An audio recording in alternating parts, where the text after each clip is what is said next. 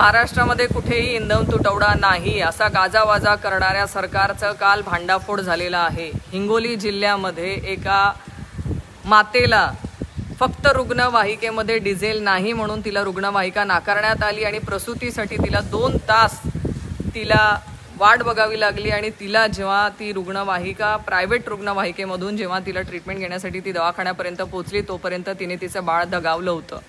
माझी सरकारला या निमित्ताने विचारणा आहे की ह्या सगळ्या प्रकरणामध्ये नेमकं दोषी कोण आहे? तुमची आरोग्य व्यवस्था दोषी आहे? तुमच्या तिथल्या प्रशासक जबाबदार आहे का तुम्ही स्वतः जबाबदार आहेत? कारण तुमचा हा जो नियोजनाचा अभाव आज संपूर्ण महाराष्ट्र बघत आहे। नक्कीच तुम्ही ह्या हत्येसाठी सरकार जबाबदार आहे असं म्हणावं लागेल। कारण जिथे तुम्ही मोठ्या घोषणा करता आहात, मोठ्या मीडिया समोर येऊन सांगतात की कुठेही इंधन तुटवडा नाही, अशा वेळेस हिंगोली जिल्ह्यामध्ये जी घटना घडलेली आहे, फक्त रुग्णवाहिकेला तिथे इंधन नाही मिळालं म्हणून आज एका मातेला तिचं बाळ गमवावं लागलेलं आहे। ह्याच्यासाठी सरकार सर्वस्वी जबाबदार आहे आणि सरकारने या बाबतीमध्ये जे दोषी आहेत त्यांच्यावरती कारवाई करणार आहेत का सरकार?